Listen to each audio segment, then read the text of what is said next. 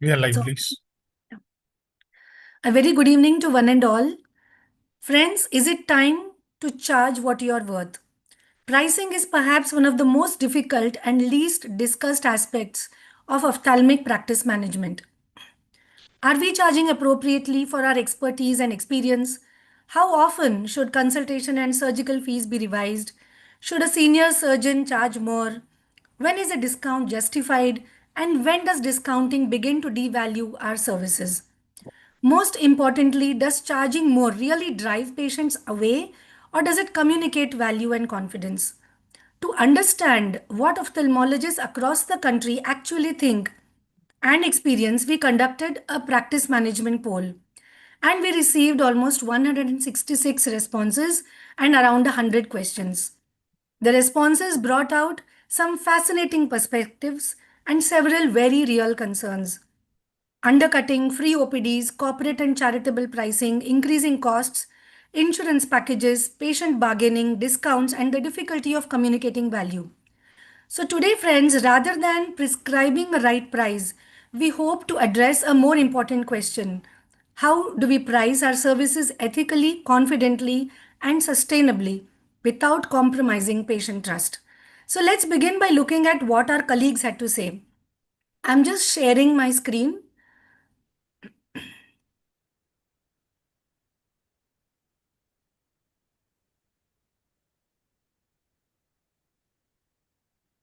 Is my screen visible?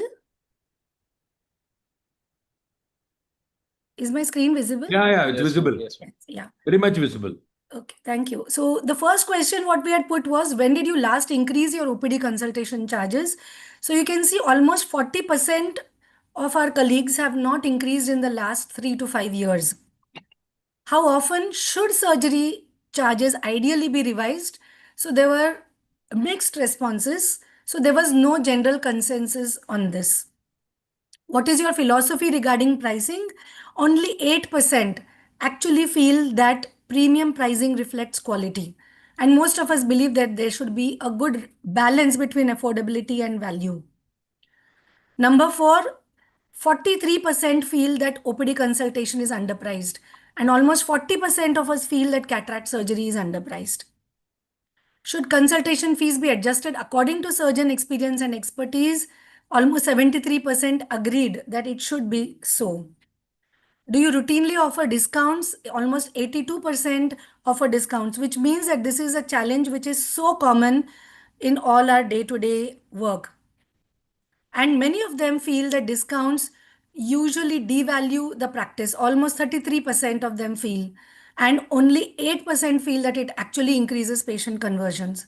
Most importantly and thankfully, almost 50% of us feel that all the above is important, and only 15% feel only low price is what is important for patients today.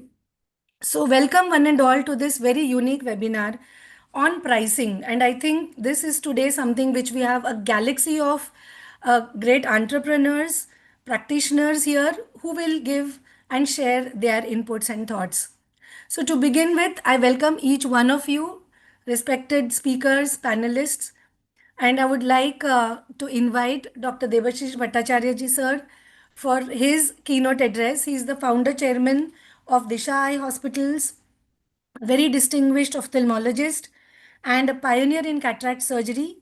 And he's been also the past president of Aios. Following which, we will be having a debate. uh, um, Before that, we will have Dr. Karan Bhatia, who would speak to us on some very interesting things on how actually what actually matters in measuring growth. And then we'll have an interesting debate between Dr. Pranav and Dr. Abhijat.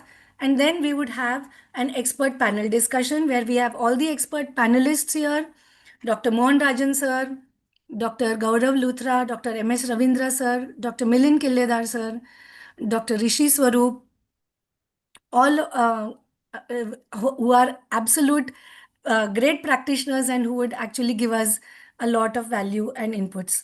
Over to you, Dr. Debashish sir. Dr. Namrata ma'am is not well. She has uh, asked us to go ahead, but her best wishes are with us and we'll be missing her here.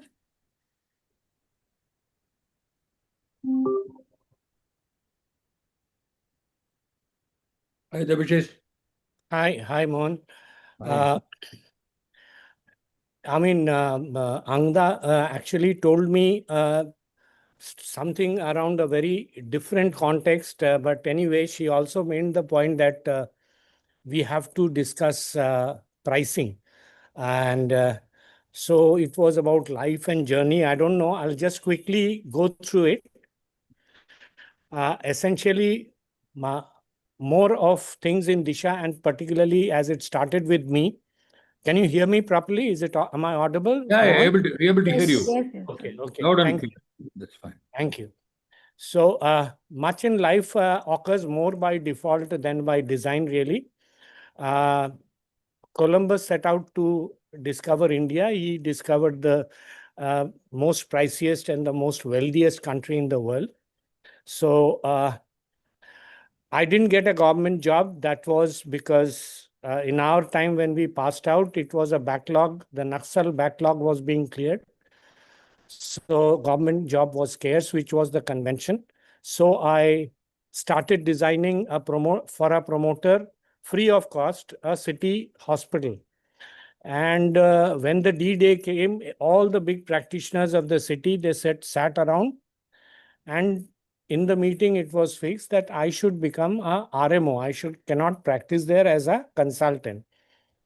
Anyway, again, I snuck it out and I said I've learned how to build a hospital. So thank you very much. And so got the second kick in the back, and I landed in my own hometown, starting from a spectacle shop. Uh, but there in the spectacle shop, actually, if you follow the whole thing, I was looking for a government job. 6 months later, I had promised myself a hospital in front of the all elites of the Kolkata, all elite practitioners of Kolkata. And then I was sitting there waiting for patients in front of that optical shop. And this gentleman was doing a merry business of selling fuchkas or pani puris. What I actually learned from him is you can do any job, but what he was actually selling was not pani puris. He said like, "Kya Mata ji, aapka beta Mumbai mein maje mein," and another boy comes, "Hey, wash your hands. After that, you get the pani puri." So he was actually selling happiness. So these were big learnings for me in those days, and then as for all of us, the IOL story evolved, and by 1995, I was doing 2000 IOLs a year, so couldn't do more. And so I had to settle and the option was to raise my fees, which is in context to today's discussion, and sell my, reputation at that point, because I was an established IOL surgeon by that time, and exclude others who couldn't pay for it. So I rather took the other step and said that no, I will increase affordability as much as I can, respecting their ability to pay. And I joined hands with my friends who were in government service. So it was difficult to convince them to get out of the government service. They used to come and maximize them, and they were colleagues. They were not subordinates. Most of them. And but it just took one thing. I said, I'm leaving my practice, and let us all join for a salary. So that's a big thing, you may say, but it was quite simple for me, because I was really focused on that statement that I made before.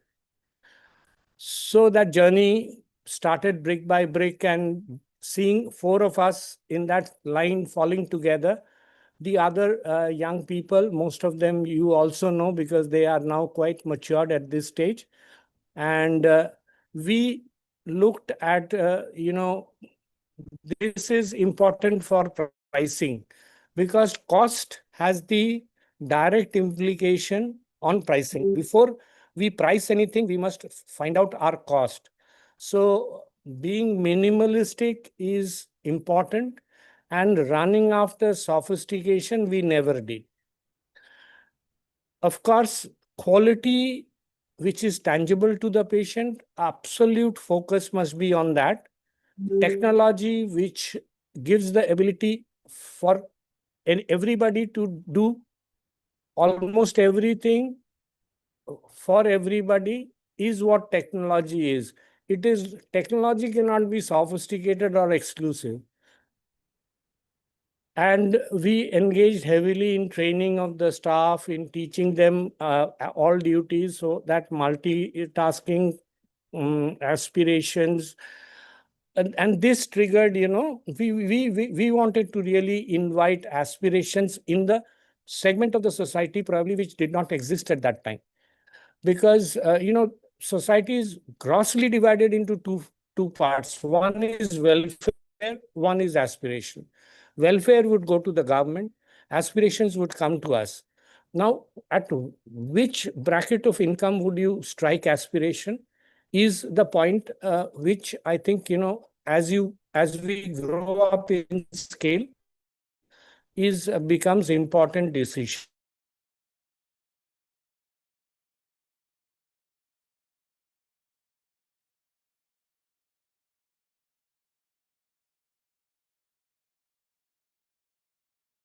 Not able to hear you. Or not, they have placed themselves there. Would you rate Indigo as a low cost airline? But it is the low cost airline. Then we also focused on other things, and gradually what we focused more as we evolved is to, attend proximities. As our patient base grew, we started going closer to them, so that, we wherever we had 50 patients, we started a hospital, and it today grew to about 250, 300 patients a day. And this was a general evolution. I don't say it is possible today, but I definitely say that scaling up is a definite thing which is required at every step. And restricting yourself to scaling up is not. We have almost completed a multi-speciality hospital. Let us see what goes ahead in front, what stays. This is our OPD numbers. You see in the COVID dip, and after that, there was a spike. I don't know if other people also share the same figures. And after this, of course, I don't know, the figures have been a little down for us. There was the West Bengal elections, of course, and which was quite torrid, as you know. We have undergone a change of government. And this has been the OPD. I mean, you see the OPD stats actually reflects on the IPD access, or to cataract surgery, or to retina injections, or to vitreoretinal corneal surgeries, etc. Then again, of course, this is just the revenues and fits, but yeah, I mean, we are talking money, so these are important. But having said all of this, I think one takeaway is most important is giving always overgets. And this is a philosophy, simple thing that I learned always in my life, that to get something, you have to give. I mean, and that is not very difficult. It is just about sacrificing your position of immediate strength for a more efficient future. So simply put, it is that. And at the same time, you have to keep on performing like Messi, because we must have to give. Otherwise, how can we give? So, I mean, hard work and quality performance is equally important. So another thing about, I think some youngsters are on board in participation. Angda, I think that's what the participation must be around. Small word to them is every small hospital or a big hospital, in a big hospital, there is a small hospital which is surrounded by the consultant.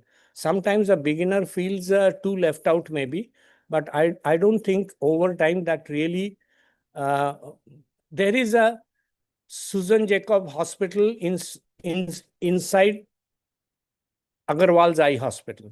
I firmly believe this. And we treat a patient, we get paid for it. But we win a patient, we create a brand for ourselves.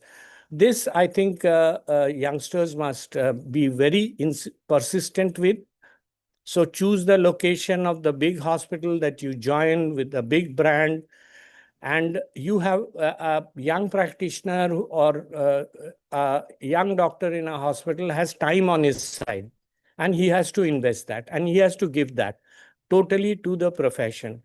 So they can concentrate on the and build your brand from the bottom. I mean, first the domestic help might get operated, but when she comes and says blah blah about the surgeon and his behavior and his outcome of surgery, it might so happen that the landlady or the landlord might follow in. And percolating hope is a standard thing of our, unless people get assurance and hope from our side, why we will be. And in a big hospital, also let us be on the patient side, not take the hospital side. I think every hospital gives the freedom. And then, of course, start a clinic outside. And then let us come how to get away. First 1 to 6 years, I think doing what I said is you create a name for yourself. And then I think this is this evolution. Then start evening clinics and operate your patients in a surgery center, which of course is not yours. And then you can think as it things go by 8 years or 10 years, start a own surgery center, collaborating with other doctors, starting other centers and collaborations, but keeping the line. I mean, suddenly we often see that a cataract surgeon or a cataract refractive surgeon deviates into bigger subspecialties like retina and other things, though he is known for that. And he has a group which is known for that. So I think it better stick to even subspecialties of ophthalmology. And of course, now phasing out our practice is the biggest option that you have on the cards. So at any point, your brand equity can be monetized. So this is a good thing we can always remember. Where I think we must remember that we should have a significant elderly population. Bangalore may not be the best of places, because there will be young people to support, but not many older people who are our patients. The location that we choose should be expandable, accessible, visible. Expandable is important because subsequently you might get stranded in scale, and underserved areas with retiring practices are very good choices. I just give, not to say, some of the big, South Indian brands often find it difficult to extend their arms in the East because they are, in their terms, not used to chiller business. So, if to come to who, I think if it is better in group practice if we are friends, and if the senior and the biggest practice actually becomes the change agent.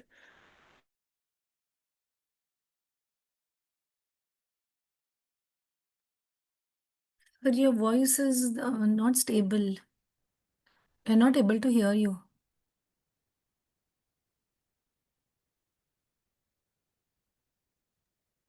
Sir, Will audio is you not clear. price yours? Maybe the network is Uh, improved. Sorry, am I audible now? So in between, we lost your voice. Now it's Okay. better. Now it's okay, sir. Okay. So we have come to this slide, which tells, I mean, what does the patient want? So patient wants everything. Uh, in pricing, it is better to ask this question.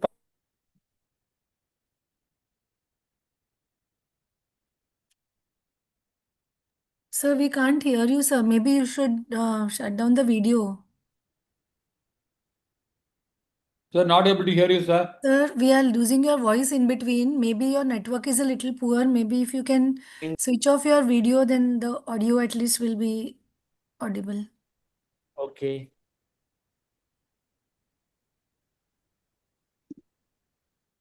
Yes. Is that better? Can I be heard? Yeah. Yes.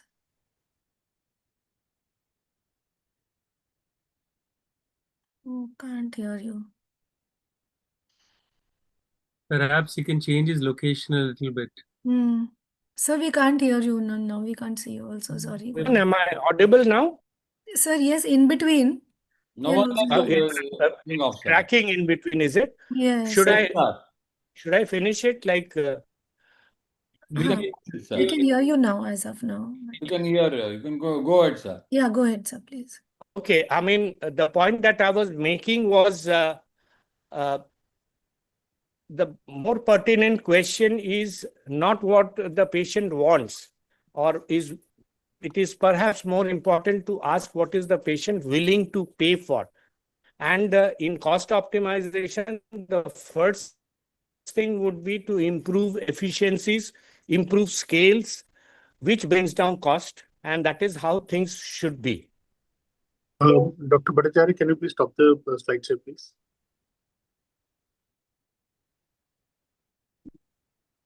What happened? No, his internet connections are not good. Not good, no? Okay. Yeah. Sir is still connected, right?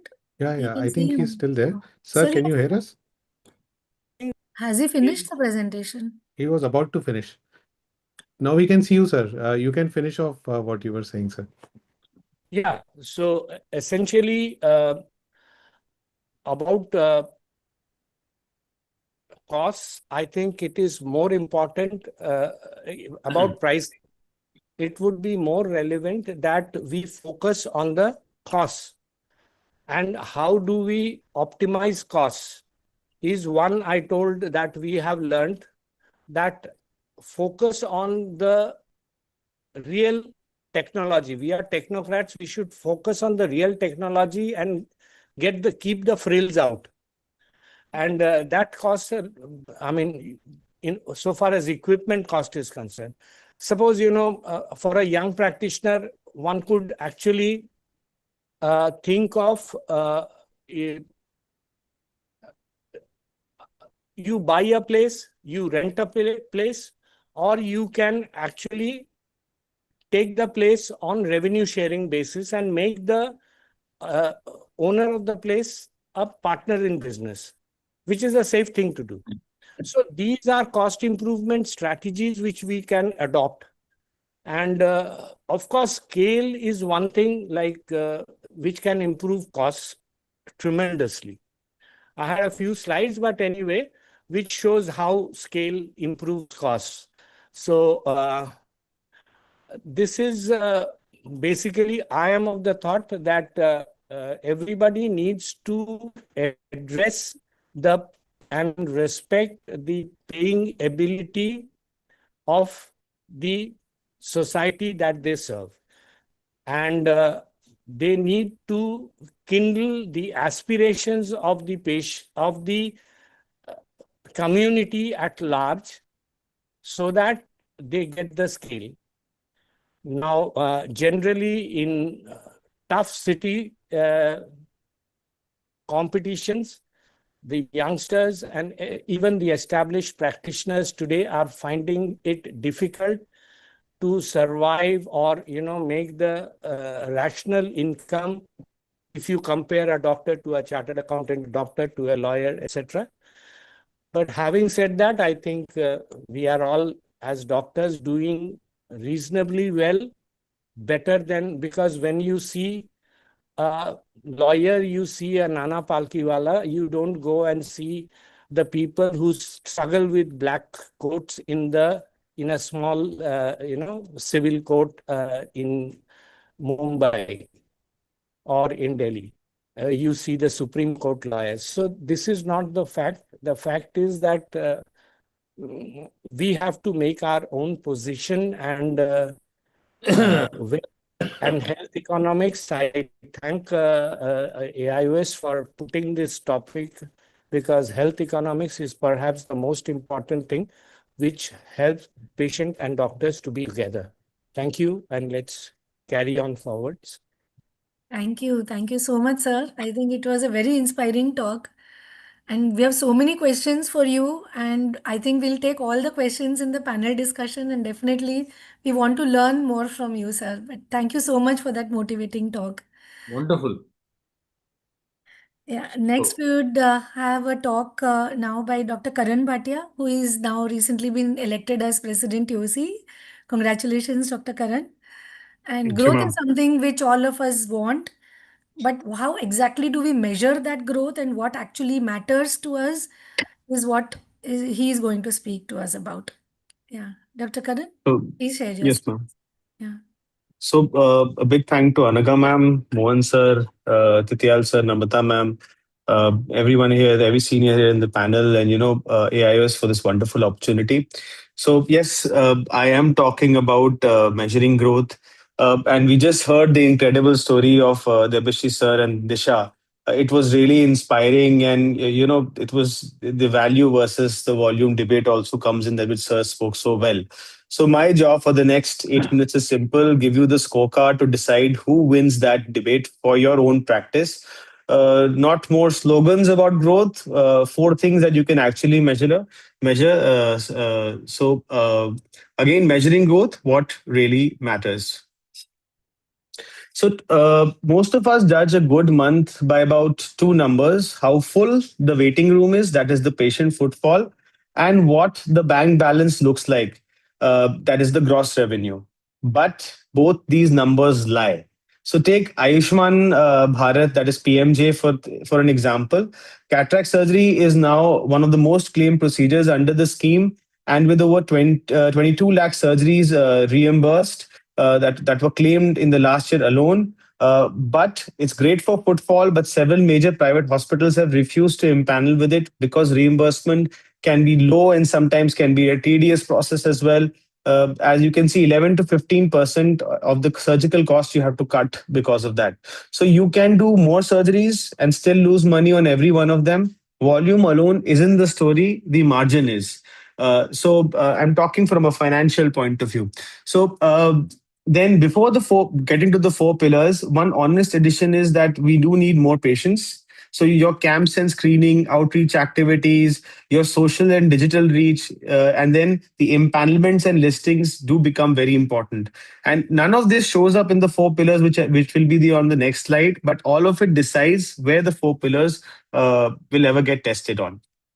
So the four pillars. Now, if the instead of replacing, I would request you to replace footfall and revenue with these four questions. The pillar one is the financial health. That is, are you keeping what you collect? Pillar two is the clinical throughput, which is, our evaluations converting to procedures. Pillar three is the patient economics. That can the patient say yes, and do they return? And pillar four is the team health. That is the pace sustainable for your people? Coming to the first pillar, that is the financial health, and the single best financial metric is the revenue per encounter and not per patient. Here's why it matters so much in India, is because our national cataract surgical rate is still below that's needed to clear the backlog, and you can see the effective surgical coverage is only 36.7% nationally. That means the opportunity is already sitting in your OPD. You don't need more footfall. What you need is more of your existing evaluations converting at the right value. So what you need to do is this revenue per encounter, which is net collections divided by the total encounters. What you need to do is you need to track this RP every month. And if it's flat, while your patient count increases or rises, that's your early warning sign, and it's a number almost nobody in a busy OPD actually that one is calculating. So let's take an example. Imagine two practices, same 100 patients walking in every day. Practice A basically runs mostly routine consults with a handful of basic surgeries and closes the day with about 95,000 rupees of net collections per day. Same thing with practice B, it is around 1,65,000 per day. So what you're seeing is, because what is this person is following, he's following the same patients, but a structured conversion and some upgrades are there. So therefore, you are having a 74% more revenue, zero extra footfall, and zero extra marketing spend on the same thing. So Here's a stat that you can see is that should bother every surgeon in this room, is that one of India's largest and most efficient providers, you see that the toric IL uptake is only about 12 to 20%. This is according to studies in India, and the uptake of multifocal and EDOF IOL is about only 5%. Whereas if you compare this with the global, that is average, that is about 25 to 30%. Now the gap isn't because Indian patients don't want better vision; it's because they're not sometimes never told that the option exists, or they do not understand it completely. So the surgical conversion rate and premium option counseling are throughput metrics worth tracking as closely as your surgery count. So a 5-minute counseling with your counselor and the doctor itself can really make these numbers get better. So in example, so suppose if you say there's no structured pathway and you convert about 18 to out of 40, that is 45%. But if you follow a 4-step pathway, that is evaluation, then counseling, then finance talk, and then you book the case, you may, this is just hypothesis or a hypothetical data that I'm showing illustrative example, that so then you can convert 75% of the patients. That means you have more around approximately 12 surgeries, meaning more financial with the finances with the same patients that you have. So next thing is the patient economics. So almost half of all health spending in India, that is about 47.5%, is still out of the pocket. Most of these patients pay by cash. Now, if you compare this from a rural, it's about 31,000 that they're paying approximately according to studies. And in the urban setup, it's around 47,000 per eye. This is for the premium things. And what is strange to see is that in a South Indian cohort that was seen, glaucoma patients, 47% of them were late to follow because of distance cost, or no escort was available for these people to come. So a simple recall system can be one thing that can be initiated. Some Indian systems, hospitals have also started adopting a no cost EMI. Now, whether should we do it or not, even I'm not sure about this. So next thing is the payer strategy. That is pillar 3. That is empanelment is a growth channel. And it's easy to underrate it. We started with 0 cashless facilities, and today we are empaneled right now with, this is our hospital, with about 32 empanelments in the last month. We've got PMJ, that is Ayushman Bharat also, and CGHS, ECHS are also on the way. A lot of these patients, what they do is they can upgrade to a premium package and pay the cash difference, but only if the center is on the list. So if you want growth, one of the ways to get it is also to these empanelments, because the patients do want cashless service and convenience, and the mentality is there in the thing that they don't want to pay that much whenever they have taken insurance already. So coming to another example is I visit Lucknow. So and I do a lot of Ayushman patients of keratoplasty. Now the PMJ package for a keratoplasty optical PK is 12,000, but for an Ayushman Bharat is for a lamellar keratoplasty is 18,000. So the tissue is itself 8,500 or 9,000 rupees, and other instruments, other OT things, so it does not actually have it. Now, whenever you have other things that you have associated with it, now these are poor patients who need to do this, and this is also getting you more patients in a way. It's on the other side of the coin that I'm speaking. This will again, what Debashish sir said, this news will spread to they will tell somebody else, and then those patients will come to you, eventually impacting your growth as well. So you can add things if you're doing the thing at the same time, such as iris repair, phaco with along with the keratoplasty or vitrectomy when this, and most of the time that these procedures are combined. So this next around 19th, I have 6 keratoplasty scheduled for one day. So all of these are Ayushman Bharat. Now thing is, they were all cash patients who had the option to, who also got Ayushman card mates, and then they're going for keratoplasty. So this is the other side of the kind, because patients do trust more and doesn't come on their pocket.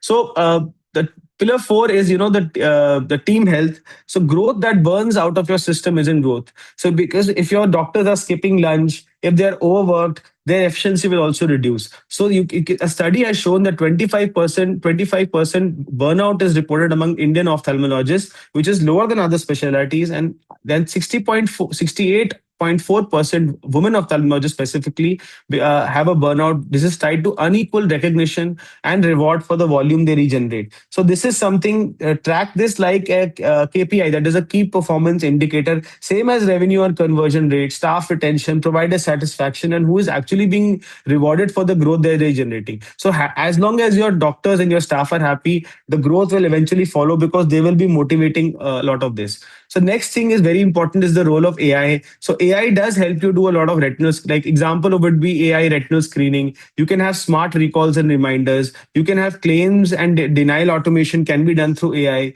and you can have self-updating dashboards also, and you can communicate with the patients also with this. So the formula, what you can do is to calculate the growth is this is basically a net practice margin is basically net collections minus the total operating cost minus the monthly depreciation divided by the net collections. That is the RP. So net collections divided by total encounters is what you get with the RP.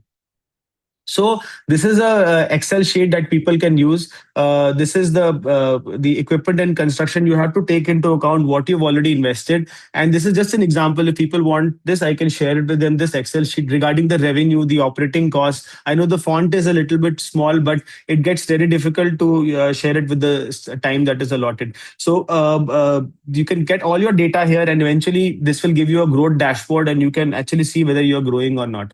So I'll say one of the last points is that fill this once a month and put your equipment and expansion in it, and it calculates itself, and this basically shows the trend. So 3 metrics. Remember, you have your revenue per encounter, your surgical conversion rate needs to be there, your financial discussion rate should also be there, and growth is a measure of quality and not just quantity. A better practice becomes a larger one. Thank you so much.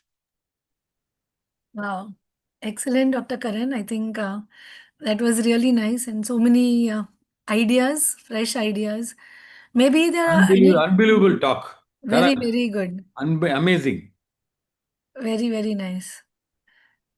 I think the time is really limited for us. We can discuss on each of these for hours together, I think, and probably each one of the panelists here would add 10 more metrics to this. Definitely. Like something like net promoter score or average revenue per patient or the average ticket value of your. I mean, there are so many things, right? I think that's really, really good. Any comments from the panelists? We still follow numbers.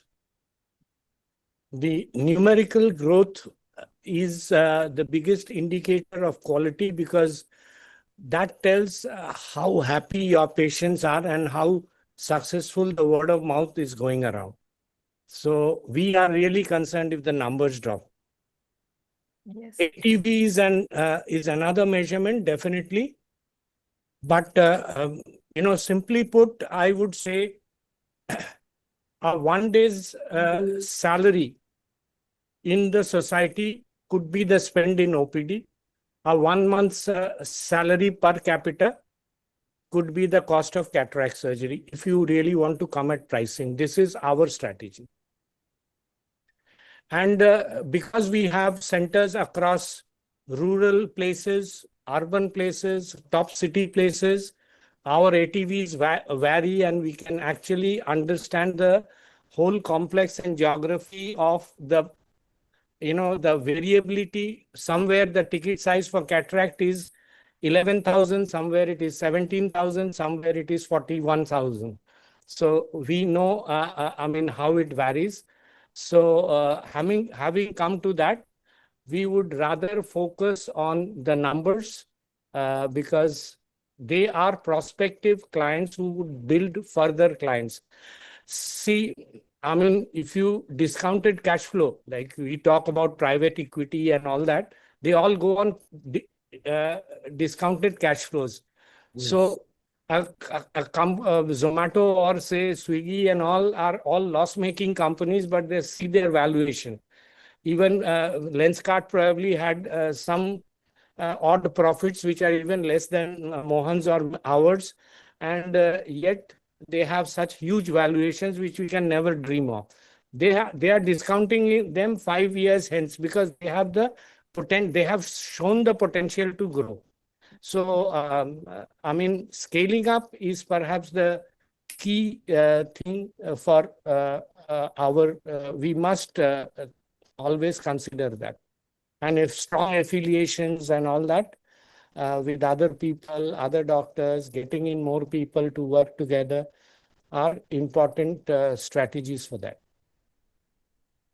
Yeah. Yeah. Dr. Mohan sir, anything you want to add? What would you look at in your growth? What numbers would you No, no. Okay. First of all, let me compliment Debashis. Every time I listen to Debashis, no, I hear something which I learned something very new. Because the story is very inspiring, and it's an incredible journey what he has been having. And everybody, I think he should start. He started from scratch and he's built up a big empire. But what is more important is because I am also running 4 5 centers in Chennai. But I'm just telling you that most important thing is to make sure that every patient who walks into your hospital, you should not refuse treatment just because on the basis of the cost. That's a policy we are having. This is a USP. Okay, no patient is sent back just because he cannot afford. So you need to have the differential policy of the rating, everything for the patient, depending on the patient's ability to pay, depends on the patient's capacity, and so many other factors are coming into play. I think this broad-minded approach is very important. See, everybody thinks that if you have volume, it means that you high volume means you will compromise on the quality. Unfortunately, you're sadly mistaken because if you take the high volume, same time you can maintain very good quality as well. There's no problem at all, and the quality and the credibility, which is very important. And Debashis, I fully agree with you. Karan also, I fully agree with you because these patients, suppose you are able to increase the volume, the patients are the best messengers for you.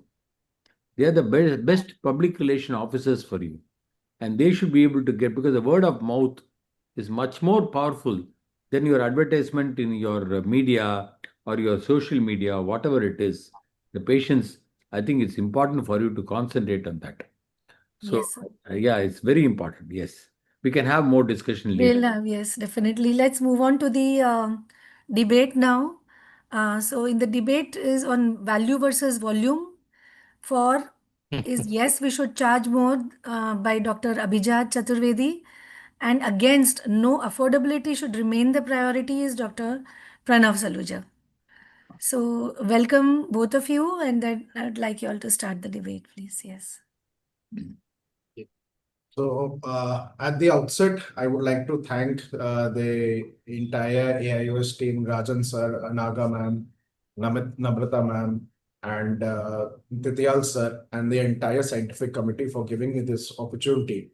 So, this is a very interesting and an important topic that should we focus on value or should we focus on volume? And Rajan sir just gave his feedback regarding the same also. But what I personally feel is that it is now time to charge what you're worth. You should stop trading hours for dollars and start architecting outcomes. So I'll just quickly take you through the presentation and the debate part. So what is the problem? The problem is that there's a volume trap. This is one of the major leading causes for failure in solo businesses or in standalone eye centers. The efficiency, it somehow gets punished because you tend to have a lot of pressure over your head because you feel that there's no volume in my center. And somehow this reduces your efficiency, and the better you get, the less you make. So there was something which is known as Buffet's rule. It was introduced by President Barack Obama way back in 2011. And he made it a point that the people who are earning more, they should pay tax also more. So now how should we adapt this rule in our setting? So you try to focus that whatever you are selling is not just a commodity. You are not a commodity. So if you are trying to portray yourself at a higher value, definitely you'll get better returns. Now there's a policy of cost plus pricing. So you can definitely give precise calculations regarding whatever you are utilizing in your center or institute. And what does it cost me to provide this particular service? This answer you will get. But the answer that you won't get is that what is the service worth to the recipient? The precise calculations is not necessarily equal to the correct pricing. This is one thing that is very important to remember. And ultimately what this does is that it commoditizes you. Once you become a commodity for the patient starts to create a comparison shopping. He starts to compare that center is giving this particular surgery at say 15,000. So I will get the surgery done at a place that is costing me around 10,000. This should not happen. The price competition is something that you should take care of. Now, what is the fix of this problem? So the fix is that the price should be based on that problem and not only your costs. What I mean to say is that it should be a value-based pricing and not a cost-based pricing. This is the shift that we need to take care of, price versus the value. So what is price? Price is something that you're just charging to the patient, and a value is something that they believe it's your worth and you should be paid for that. You should start. Now, how will you start this? So start with a simple question. What problem am I solving for the patient? And what is the solution that I'm giving worth of? So you should focus on a cost, or not focus on a cost-based pricing, which is provider-centric only, but rather a value-based pricing, which is the customer or patient-centric. There's a mindset of the subjective theory of value, and I totally believe in all these 3 points. The first one is that customer is buying the patients being here in our scenario, that they buy satisfaction. They are not buying the product. So if you're giving an impactful treatment to them and they are satisfied, definitely word of mouth occurs and automatically your value increases. The ROI would also increase and the results of your business proposal also become better. So as I said, you should sell outcomes and not just the features that you are having. This is something, a very important ladder that we need to keep in mind. You should know what position you are having and what you are going to portray to the society. At step one, there's one vendor. He sells ours, he sells you commodity, but the level of trust that people have with that vendor is very less.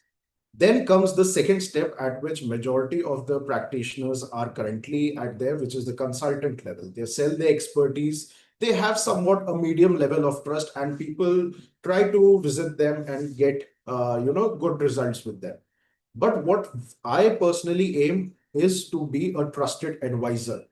I should have empathy, I should have courage, I should have the clinical acumen to sell the outcomes, to portray myself in a better position. And yes, I will give premium pricing as well. It's not that I will give only premium pricing, but my major focus can be on a premium pricing because I know my worth and I would like to charge for it. So the strategy that one can follow is remembering these 6 T's: the turnaround time that you are providing, the talent that you have. You should tailor every treatment according to the patient and just not show him some packages or something. There should be fixed terms and conditions as well that the patient should agree to. You should use the advanced technology that is available very easily in ophthalmology these days, and the transference of knowledge and your clinical acumen should be there to the patient. You should always anchor high first. Don't start with the low thing first. Otherwise, you tend to set a bar at a very low level. So this is something that I have recently started following. This is a value council approach. What I have done is I have created a small council of 2 to 3 people, including my father. And what we do is we put some strategies in our practice. And then after every strategy that works on for like a couple of weeks, we sit down in this council and we do audit reviews, after action reviews. I am again saying that I am not removing the low value clients because in India, in our setting, it is very important to target them as well. But yes, you should focus on premium patients as well because there are many patients that are still wanting a premium service. So you should portray that also and advertise that also. You should track the impact and not the hours that you are working, because if you just have an hourly approach, then you cannot grow. You should have some predictive indicators and not only timesheets. Timesheets are very helpful, I agree, but there should be some predictive indicators like what do you expect in future? So coming on to that, you should have a conversation amongst your teams that what do you want? What do you want to qualify as? Like, what does success would look to you in the coming 6 months? Because if you are planning for the 6 months, then trust me, the result would start coming in an year or so. The value should be negotiated. You should agree on the outcome that you're going to expect. And if you feel like there is something that you cannot provide as a value and you cannot give it a preference over the price, then you should just walk away from that option and not consider it much. So the final verdict from my side is that you should definitely charge for the outcomes and you should portray yourself as a valued asset. You should replace your hourly thinking. You are the architect of your own success. And as we have very correctly seen today also, the success of Disha Hospital, and Rajan sir is also there, and many more. So you can just, you don't need to justify every step. You just need to start delivering impacts. So charge what you're worth, and of course, the market will flow alongside. Thank you so much for your patient listening. Thank you, Abhijat. That was a really good talk from your side. Dr. Pranav? Yes, ma'am, I'll also share. Yes, please. So at the outset, I would like to thank Dr. Anaga ma'am and Aios Scientific Committee, Dr. Mohan sir, and everyone involved for giving me this opportunity. So good evening and thank you. My friend Abhijat has made a confident case for charging what you're worth, and I am going to argue the opposite. And let me be clear at the start, I'm not against being paid well. I'm against making price the priority. My case is simple. In India, affordability isn't the sentimental choice, it's the smarter business strategy. And let me show you why. So first, let's name the choice honestly. This isn't sentiment versus money. It's two business model. One is premium and low volume, and the other is affordable and high volume. So judge them as strategies and not morals. And on the long-term maths in India, the volume model wins. Everything I say next will be an evidence for that. So this is a base of the pyramid, and here's the economics in one picture and the proof it works. Picture the market as a pyramid. Premium pricing fishes only at the narrow apex, and a thin slice who pay full fee, a tiny market that caps out fast. The volume model serves the whole base. So this is the whole base which will be served if you go for a volume model, and which is enormous, and the apex cross subsidizes it. And that is exactly what Dr. Venkataswamy built. Arvind, which was started as an 11-bed clinic in his family home in 1976. And today he has 5 hospitals, around 5,000 staff, more than 400,000 surgeries a year, and half of them are free or subsidized. And it pays for itself. At the base of the pyramid, the mission and the money turn out to be the same thing. And how did he get here? He was looking at McDonald's one day, which was the Golden Arches, and asked himself, if Coca-Cola can sell billions of sodas and McDonald's can sell billions of burgers, why can't we sell millions of site restoring operations? So this was a quote that Dr. Venkataswamy made. And that one question built the largest, most respected, and entirely self-sustaining eye care system in the world. And eye care was given and millions were served. So even the corporates are choosing the same thing. And here's the part that surprises people. The sharpest commercial players in Indian healthcare chose affordability. And even as a corporate setup, I'm working in a corporate setup, and there also we do Ayushman Bharat cases, which is a private empanelment climbed from under 4,000 hospitals to over 16,000, and nearly 40% are private. So these aren't charities. They volunteer to deliver the same quality at government rates because affordable volume is real, profitable business. If it works for the corporate, it works for us. So volume is how you get good and how you get known, and the link between surgical volume and outcomes is real. And every case sharpens the hand, complication rates fall as numbers climb, and the word of mouth that follows fills your clinic for years. And as Dr. Mohan Rajan sir has said, as Dr. Devashi sir has said, that at the start of your practice, I think volume is more important because again, the patient is the messenger. And as the patient goes outside and you do more surgeries, then more patients come to you.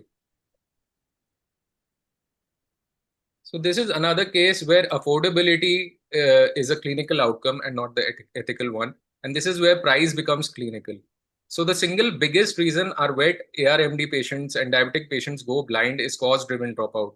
So we charge like it's a luxury and lose the patient at dose 2. So most of the patients that come in, especially in tier 2 and tier 3 cities, they get one injection because they have that much amount of money and they are not able to go for a second injection. So either going for an injection like Eylea, which may be very expensive for the first dose, you should always ask the patient and see whether the patient can afford, because it is an ongoing thing. It is not just a single injection which we give. So a patient kept across years is far more than clinically and commercially than one high margin visit that never returns. So the main thing is that the bottleneck is excess and not willingness to pay, which we've already talked about. And most blindness in India is avoidable. And it has been seen that almost 2 out of 3 cases in the periphery lose their eye to cataracts. So cataract is one thing which is an unavoidable blindness, and that is mainly because they cannot afford surgery. That is why so many camps are being organized in the periphery. And especially in tier 2 and tier 3 India, it is the real growth is there only, and the disease burden and the growth are in the smaller towns. Even the corporates, which are the main money minting places, they also have started opening centers in the periphery, and the premium practice caps out fast, and the affordable one is the one which keeps on expanding in these smaller towns. And if you still think that it is about earning less, look at the maths. Take a simple cataract example. The affordable surgeon charges around 8,000 and does 240 cases a month. The premium surgeon charges 40,000 and does 40 cases. The earnings, they are 19 lakh against 16, and which is comparable. And if anything, the volume model is ahead. But look right, 6 times the patient, same money, 6 times the reach, and the patient again is the messenger who will bring you more patients eventually. So let me leave you with this. Our worth as ophthalmologists isn't measured in invoices raised. Thank you.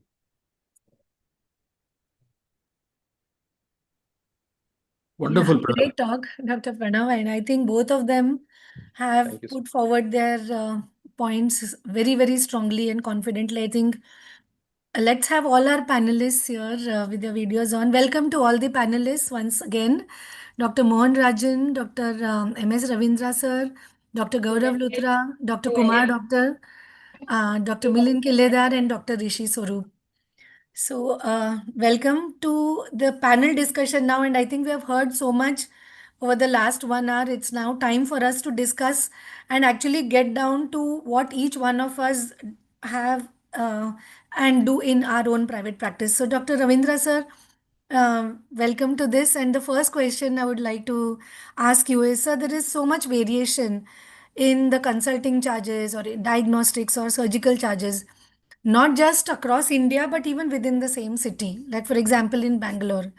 So, suppose I want to start a practice in Bangalore, for example, or anyone.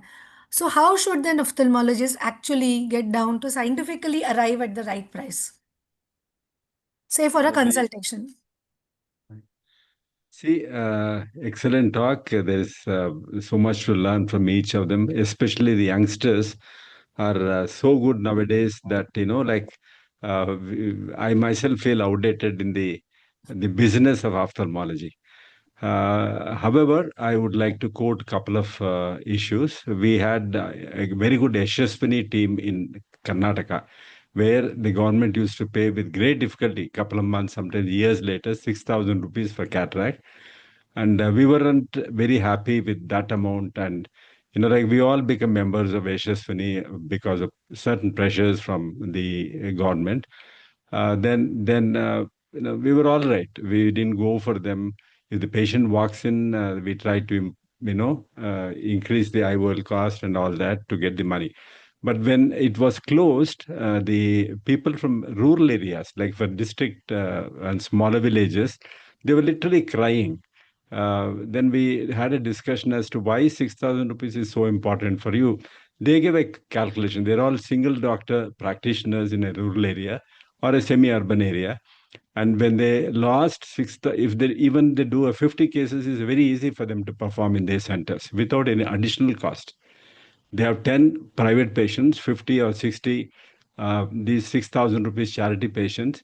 The 6,000 amounts to 3 lakhs. The entire running of the hospital and the family happens with the rural. And whatever they earn from the private people are the income for them. So that's the equation. So what I was trying to tell is from place to place, person to person, it varies.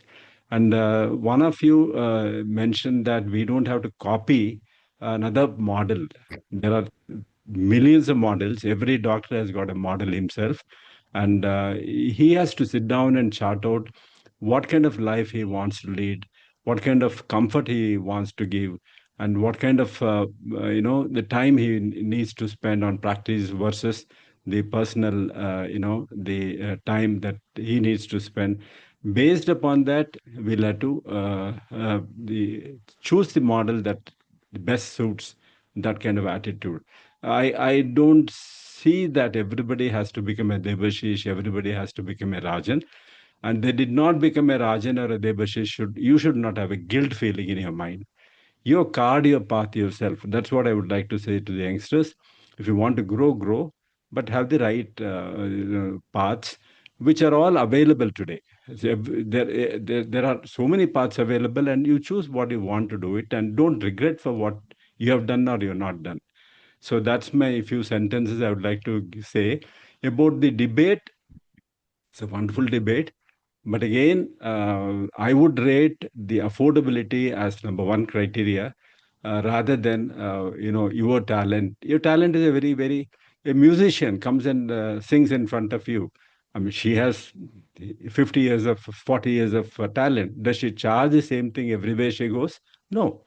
Depends upon the audience, depends upon who is invited. It may be a charity in a musical concert. She'll come and do it free of cost. So the same way we should have the same attitude. If a patient comes, and Rajan said, Mohan Rajan said, every patient who walks into the clinic, he ensures that the patient is taken care of. Beautiful. Where is his talent? Gone now. Where is his expenditure that is invested? Gone now. So we cannot have one yardstick to measure whatever we want to do or whatever we want to achieve. At the end of the day, I am very bad in the mathematics, or Debashish is too good in it. He calculates and it's all in his fingertips. I don't look at it. Finances, I don't look at it in my clinic. I only look at the patient care. Finances are absolutely somebody else's headache. If I want to manage, if I want to buy a machine, I'll ask the person who is in charge of finances, do you have that money? And, she says yes or no, and then that's the end of it. So I absolutely look at the patient welfare.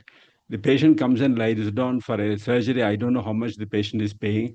And that's the end of my commitment to the institution. Thank you, sir. I think, Absolutely. Beautiful, sir. yeah, yeah. Let's look at somebody from Bombay, Dr. Kumar. He's a Gujarati and I think very, very closely looking at business and calculations. So what I would like to ask you is, how would you look at your pricing? I mean, how would you decide? Now, suppose you want to open a new clinic. How would you decide on what should be the consultation charges And that too in a place like Bombay, you should know. in Bombay? Yes. To the Bombay perspective. See, the problem here is we are getting confused here. One is individual wanting to start a practice, or two, a chain next to you who already has a practice. So tomorrow, if I have to open a new branch somewhere, say far away, and already there are two chains who are doing free OPD every day, I'm not going to be able to survive that very easily. Whatever great impact you may have, whatever great standing in society you may have, one is not understanding that what we were talking when Debashish sir started in 1977 and today is 2026, there's a huge difference. Difference. I mean, someone says there are 5 corporates, now they want to go IPO, now they're coming with an IPO of 6,000 crores. It's not their money, they don't care. They want to give out money to whoever they want. Corruption has gone into the field like crazy. All of us understand that corruption is into Mediclaim, corruption is into TPS, corruption is into CGHS, corruption is everywhere. You want your own money out from CGHS, you have to feed somebody money to get your money out. I mean, this is the pits. And we as ophthalmologists would forget science. We are struggling with the basic finance. And this is what is damn sad. So amongst the two debates, luckily I'm at the premium practice. I may not have the great volume, but the premium people are coming, and I'm surviving on that at all. But at the same time, what is happening is people around completely jack up the market. They may have a free OPD, you have to buy spectacles from there, you have to buy drops from there. So it's a psychology that the patients are being played on. And this is huge. And everywhere is going to happen. Today we have one IPO, then we're going to have a second IPO, then four more IPOs. And what are youngsters going to do? If you go to any Arvind, you go to LVPI, you go to AIMS, when doctors are coming out, you ask them, who are you wanting to join? They only give you four names. Tell me how many of them are ready to start their own practice tomorrow morning?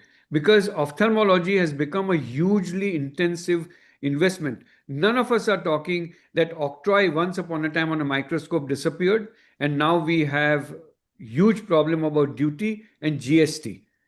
All PAX costs go up, GST goes up, government doesn't want to pay you, insurance doesn't want to pay you. We as an All India Ophthalmic Society do nothing to protect our own ophthalmologists, and we are getting jacked in all directions. So I think this is No, not going to be easy for ophthalmologists. I beg to disagree. The AOS is doing a lot of things. But yeah, You no, know the what I'm trying to say, you know everything, but we don't know everything. So if you also put out a forum like, yes, you are fighting for us, you're doing this, you're doing that, and keep us updated regularly, then I will feel proud that yes, this is happening at our end. Of course, ultimately, Mohan, we need results. I mean, today CGHS in Maharashtra, Gujarat, and Rajasthan sued the CGHS, and NABH is no longer a requirement. Am I right, Anaga? Yes, please. So Yes. that is a big war won. Okay, but at the same time, there are two ways of looking at this. What about the rest of the country? So I'm just giving an example. So I am luckily surviving because of goodwill. We have the fourth generation patients coming to us, as rightly said by one of the presenters, that you make sure that the patient going out is happy. Whatever said and done, if you're getting 100 patients in a clinic, to keep 100 out of 100 happy always 365 days a year is not possible, because someone will find some mistake somewhere, unhappiness due to something, which we all struggle with. So my thought process is dynamic. So we have to change, as rightly said, that practice changes dynamically. You have to keep changing. Rules change. Everything changes. So basically, the answer to the question is ambiguous. There is no direct answer. Yes. That is, I think, what we each one has to fight their own battles, and you need to look around you. Plus, what cost has gone into setting up your clinic, cost of people, cost of HR, cost of your equipment, cost of your entire setup, and then take a decision as to what your pricing should be. There is no single answer, probably, You know, right? Anaka, there's no single answer because now everybody is in a different setting. There will be 50% of the Yes, youngsters who are joining one right. of the corporate chains. Some of them will be going to some remote areas or tier two, tier three cities, starting their own practice in a small way. Right. There will be others who are maybe in a medical college setup. There will be some people who are, kind of into a group practice. So there will be obviously no one answer for everything. And Yes. we have to kind of, have a situation where each situation demands a different way of working. Again, even when you're working on your own or in a small group practice, the focus of your practice can be different. They can be a focus on, a boutique kind of practice where you're doing quality work and you're charging well for it. And they can be another very nicely sustainable model where you are, doing quantity work in a quality way and still being able to deliver and, having smaller margins but bigger volumes, which is what Disha does. They still do huge quality, huge volumes, and they do it in quality. I have a quick question for Devashish, sir. So when Hmm. you keep saying that we should scale up, and of course, Disha is scaled up in the most phenomenal way. How do you ensure quality across all your setups? Because that's one thing, you have. So I don't know how many doctors you have. You might be having maybe more than 100 doctors working with you. How do you ensure that wow factor that each patient goes back happy? What is the way to ensure quality across when you scale up? This is a big challenge. No, essentially, Gaurav, we I respect one thing that our consultants, we have 106 consultants. Yeah, you're right. And we have fellows as much as we can take. We do not indulge, we don't indulge in too much training because not afford it. Now, probably, yes, but and we are going in for Some noise. training because I think training Dr. is Milind at has to the mute cost of himself. our patients. Training is at the cost of our patients' money for us in a private hospital. So what we respect is we try to see that our consultants would earn as much as they would do in private practice. So we get good consultants. I mean, and because if you maintain quality, I mean, in West Bengal, people they say amongst themselves, the youngsters, now I'm ready for Disha. I can join Disha. So like, yeah, like what Kumar said, it has evolved over a period of 30 years. It didn't happen once. So like, we really need to think about the youngsters. But a word of caution, I'll tell you, wherever you are, if you are not seeing 30 patients a day, do not start your clinic. Do not start a surgery center. This is a very clear thing. I mean, Kumar was mentioning, what do? I open a center far away from my clinic where a corporate hospital is seeing free OPD. Now, if you don't have a brand there, there's no point opening a clinic, because the maximum, if you are going to spend so much on marketing, that individual or even healthy healthcare professionals cannot, or even Disha cannot. We can't spend immensely on marketing, because that's you can do digital marketing, you can have other things which don't cost as much. It costs patient consultant time and word of mouth publicity, but you can't just simply blow out money. That's not possible. Yeah, it's very expensive nowadays. And I So think one question, Anaga, one question to Debashish sir. What yeah, is the percentage of your turnover for digital marketing? cost to revenue ratio, you mean? It's very small, negligible. It doesn't end up anywhere. Be around nothing. It is in percentage, it is nothing. You I don't think need it. there is a team which we pay, I think, 1 lakh per month. So that, Wow. I mean, they are uh, they handle many clients. We are one of the clients. 1 lakh per month is very less for you, sir. Yeah. That shows Normally, it small, should he be doesn't around need 4 it. to 5 Hospital of your percent. magnitude, because all other corporates, I know how much they are spending for a thing, huge amounts. And they have the deep pockets as well. Yeah. Yeah, Yes. 1 I lakh mean, per for month. digital, but we have a say YouTube following of about 4.5 lakhs or 5 lakhs. I think we are comparable with Agarwal's Wow, that's in the amazing. digital space. I don't know. I'm not very sure. It could be 2 lakhs, 3 lakhs also, but whatever it is No, no. very nominal compared to the total revenue. It doesn't hit me. Yeah, yeah. Electricity is a much bigger bill. Yeah. Dr. Rishi, you wanted to say something? You had raised your hand. Make a point, Dr. Anaga. I think Yeah. I'm not sure if it was covered by one of the speakers, but we also, for deciding the cost of anything that you're charging, we have to do a costing exercise. And if you have an auditor or accounting person in your team, they can help you with all the costs that you're incurring, especially for inpatient procedures. So the cost that you've incurred, the capital cost you've incurred for your equipment, for your facility, and then your running costs. So you have to keep all of those in mind, divide them by the appropriate denominator, and come at a cost of your surgeries. For example, a few years ago, we had done a costing exercise, and we figured out that for any surgery that we are doing, we were spending about 5,000 rupees per patient in our kind of practice. And so that should be the minimum cost that you will charge anybody, and not less than, otherwise you're losing money. Right. That's a very good point. And before we go on to the next question, Dr. Kiledar sir, are you there? Dr. Gaurav, what we were asking Dr. Debashish about quality, I think having SOPs which are standardized across all centers and audits of all the surgeries and all probably also would help in keeping up the quality. Yeah, That's quality is a culture. yeah, You that have we to have. keep that There's quality in no, the hospital. it's a non-negotiable. Yeah. So, Non-negotiable. yeah. Dr. Kiledar sir, for And you. I just wanted to add Yes. two things. One is we have a variable consulting fee, right from 50 rupees to 600 rupees, according to seniority of the consultants. Yeah, that was The a fellows question. and the charitable is charged 50 rupees, fellows around 150 rupees. junior consultants 200 to 300, and senior consultant and super specialists are 500 to 600. So as uh, Dr. Mohan said, nobody goes away. In the surgery also, we have similar, like from no charges to the highest, according to the seniority of the surgeon.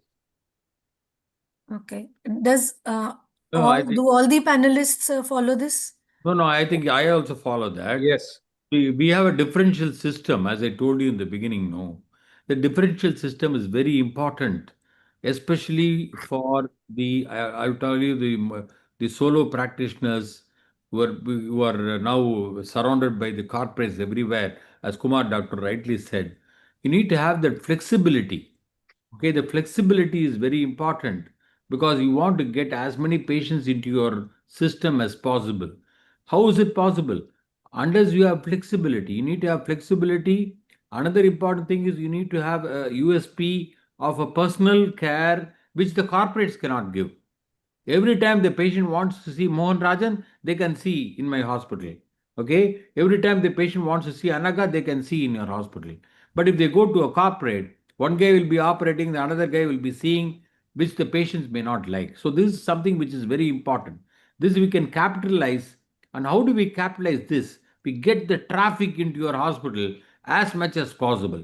And if once you get about traffic, huge traffic, which are huge database, this database will be with you forever. So Because one question. yes, Okay, if you have, say, sir, Kiledar sir, for you as well. So if you say you have charitable as well as, high paying patients in the same waiting room, or do you have two separate buildings for it? I have two separate buildings for it. Kiledar sir? Because No, all no, of us we have cannot afford to separate have two areas. different buildings. Huh? We have separate areas, sections in the building. So although the building Sections in is the same, building.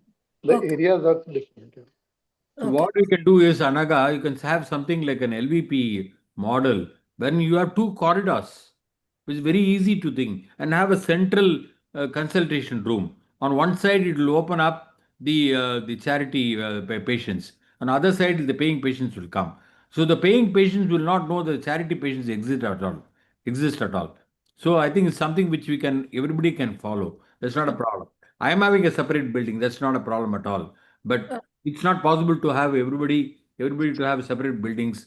It's Right, it's not possible. not Phase. possible. Yeah. It's not So possible. let's come to the next question regarding raising the charges every year. Now, if you look at inflation or cost of consumables, okay, obviously there are costs that keep on increasing. Your rents, your increasing salaries every year. So, are each one of you also increasing your consulting charges every year? Can we have a show of hands?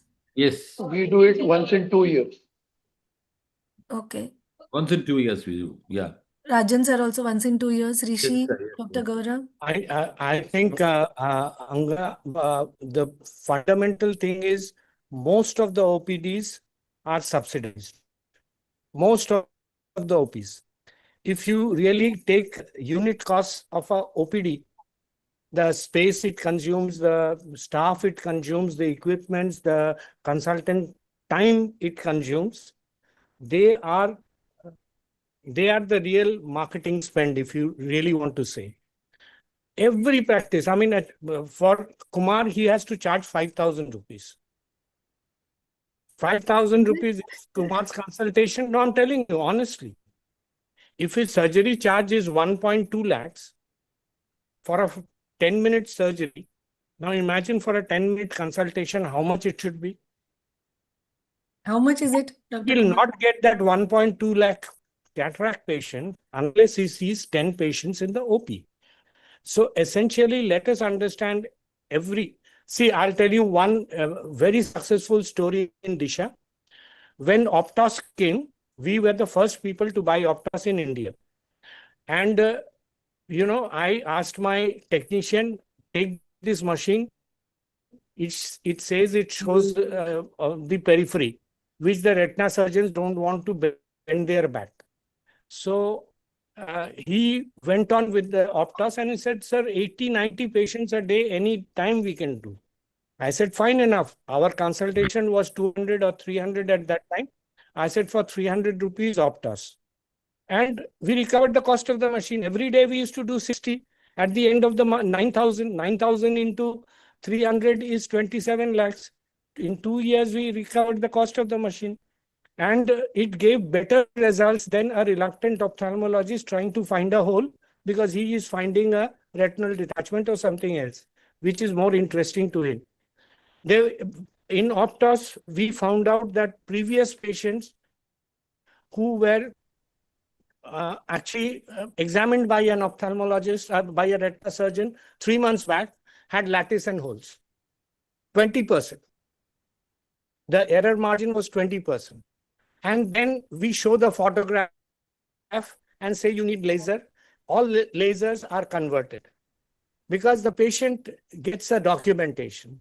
So, I mean, economies of scale works in a different way. So, Essentially, we are all talking about one thing, but please understand, I mean, to put things in perspective, I would say we are in India, there is a Singapore, in India, there is a Poland with the population and the GDP.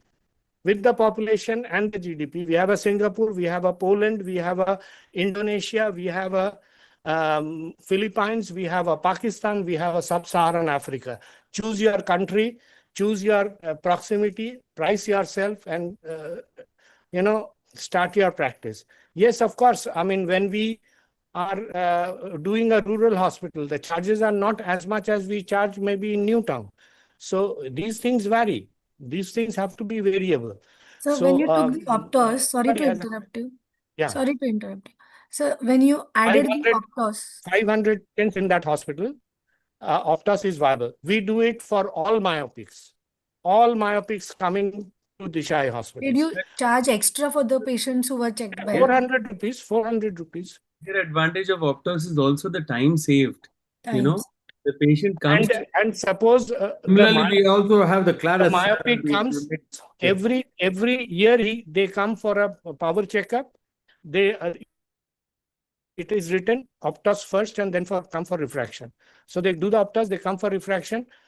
Suppose cataract surgery patient, myopic patient undergone cataract surgery, every 6 months or a year, come and get your Optos done. Don't see a consultant, don't take an appointment. The hassle of appointment is gone. The technician will tell you whether you need to go to see an consultant. So, you have to churn certain machines. OCT, we see every. So your voice. Audio.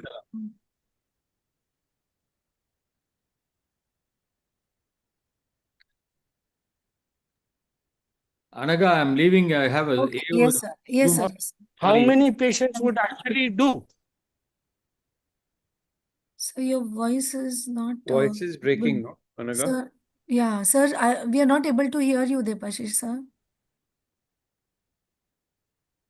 Debashish, sir, we are not able to hear you. Or Or only I am not able to hear. No, none of us throughout is the able day. to hear. No, Sir, we can't hear OCT. you in between. Okay. Yes, okay. Yeah, OCT we keep for 400 rupees. Wow. The whole idea is For we have 2 eyes to or 1 see eye? one eye 400 rupees, 2 eyes 500 rupees. The idea is to see every phobia with optical coherence. Suppose a patient is not 6'6" and I'm not seeing anything in the disc. The foveal reflex is dull. I will do an OCT. And if you keep it low, you can actually write the patient will undertake that test on the same day. But if you keep it at 2,000, 3,000 rupees, Gaurav's patient, Kumar's patient definitely will. But many patients may not have that money in their pocket, or their cards may not be loaded to that extent. Sir, I have a question for you, that patients who can afford to pay, there will be patients who can afford to pay. Then how do you differentiate, or you don't differentiate at all? Everybody pays only 400 or 500 for OCT and 300 for Optos, because you said that you have differential pricing for senior consultants and juniors. Is there a differential pricing also? We don't have differential pricing for a senior or junior consultants. I mean, that is not. But then what about patients who can afford and those who can't? Among Aren't you cross-subsidizing? centers, we have differential pricing.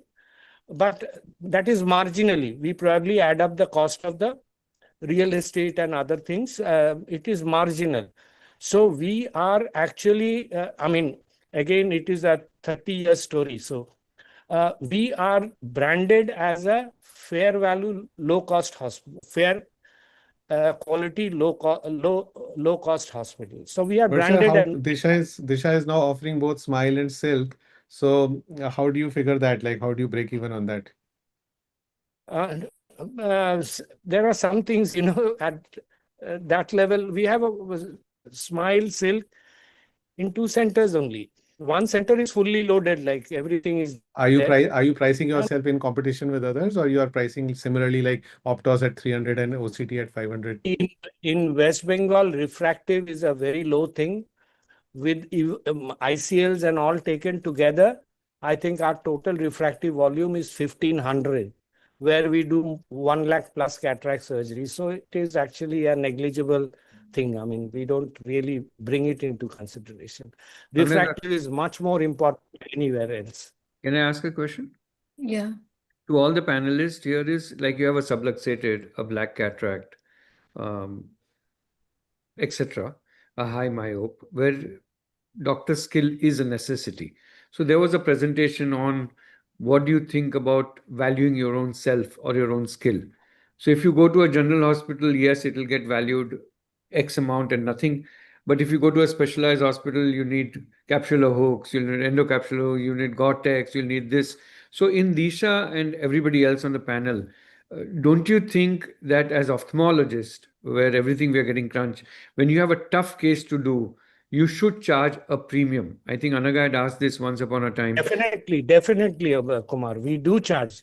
We charge quite a lot for those cases, and not everybody gets to do those cases. Actually, they are more time, more difficult cases. MTMD, we say. So there are also, I mean, we take it seriously in the audit systems. If somebody just picks up uh, a hard cataract, small pupil, just a young consultant. I mean, he's not supposed to do that.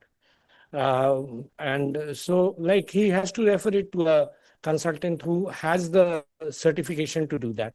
And those for those surgeries, they get more, much more. They are compensated on a fee for service basis. They get much more for that surgery, and we charge more also. Even What do you tell capsular the patient, sir? Like, what do you tell the patient for such a surgery? Like, suppose you we plan have to to do. explain the complications. That you will also explain the same thing. Kumar will also say the same thing. He will No, not I hear mean, how do you charge more for it? first How to much do receive. you charge more for it?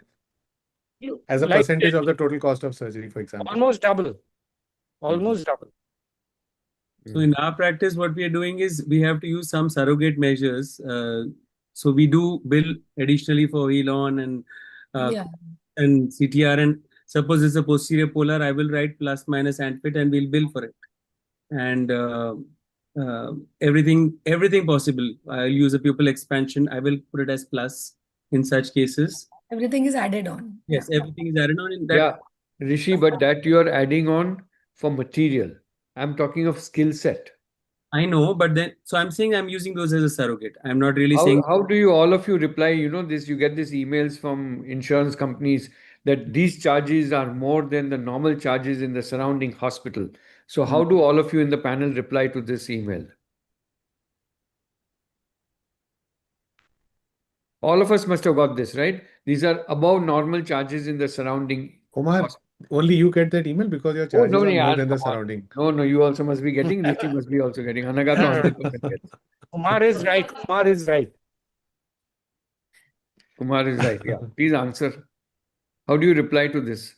Just for the youngsters, because I'm sure all of us get it, because I get it once in a while randomly saying that your charges are more than the others. Because I don't charge MRP of the IOL.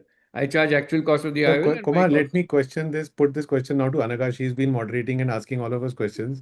How do you deal with the TPAs and how do you deal with them, trying to cut down prices and disempaneling you and trying to make recoveries from you? How are you dealing with it? Because you have so many centers We are and, team, but you're actually in managing. Bombay we are not doing cashless. So there You're is not doing cashless at all? no, because there is Oh. we have BOA. I thought that was over reports already are- long time No, back. no, that is still there. Okay, one more question is we have spoken about consulting charges, like Dr. Debashish sir has said. And what about surgical charges? Now, Dr. Ravindra sir, Dr. Kiledar sir, now surgery charges, we have IOL prices going up, we have consumables going up. So, do you also not increase your surgical charges, or how often do you increase it? No, as I said, we increase every 2 years and we take Even all this surgery into charges? consideration, surgery charges, How and we much? take into consideration at that Hmm. time what is our competitor also charging. So that we Okay. take survey from other hospitals. And then if we see we are appropriate with them or not, or we are charging too less, that is one point. Second is what is our profit percentage? Are we keeping the same profit year after year in spite of increasing the salaries and everything? Correct. And third thing is as far as the type of surgery and the seniority of the surgeon, that I at least have capping, or few of us have capping, that I won't do anything below this. Correct. So Like maybe say your below assistant, 20,000, I won't do. Other associate doctor junior will do. surgeons will do. Yes. A junior consultant will do. Dr. Yes. Ravindra sir, do you increase your surgical charges every year? See, How our often? practices largely nowadays depend upon what insurance dictate. We are being dictated and we have no voice. Number one. Number two is we used to send pre-authorization for adding small people management, zonal adhesions, and that will stir the people who are sitting there and signing. They come back with a lot of questions. So off late, last couple of say about 6 to 8 months, we learned a lot of lessons from that. See, looking at doing a complex surgery as doctors, like as especially me, I enjoy doing it. It's a pleasure for me to take up a very complex case and put the patient back on track, seeing the world. So I have something gained as far as my skill set is concerned. Every day is a learning day for everybody, for that matter. And to satisfy the insurance people, what I do is, you have a complex case, and then standard lenses may not work for you. I go for a premium lens that the patient gets something in return, so he'll easily agree. So I get my total money with a premium lens, while a normal person we would put a normal lens. So that way I compensate. I do get the insurance people are clearing these higher value uh, lenses, like even like a monofocal, the extended depth lenses.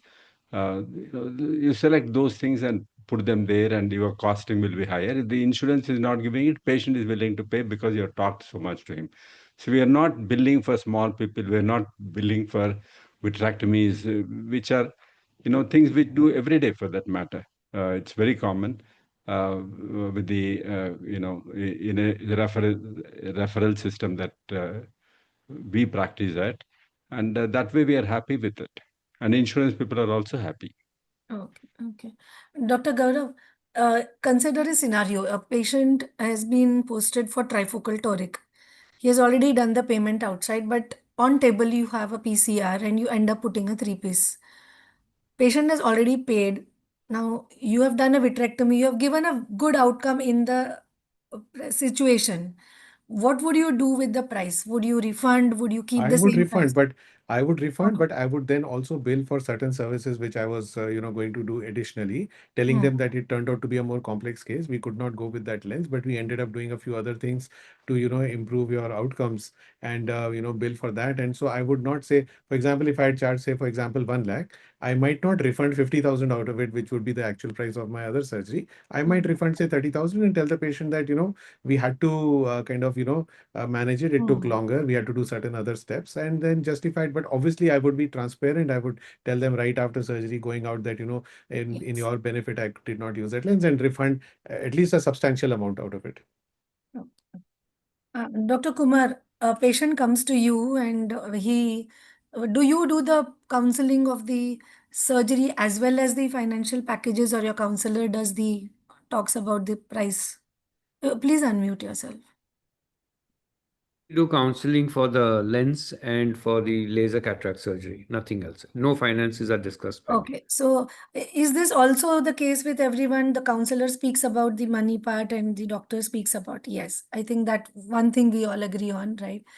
Now, suppose your patient has gone to the counselor, you have given a choice of, let's say, a trifocal toric, and patient is fit for it. He's on the face of it, he's saying, yes, I will go ahead with that, plus say a FEM2.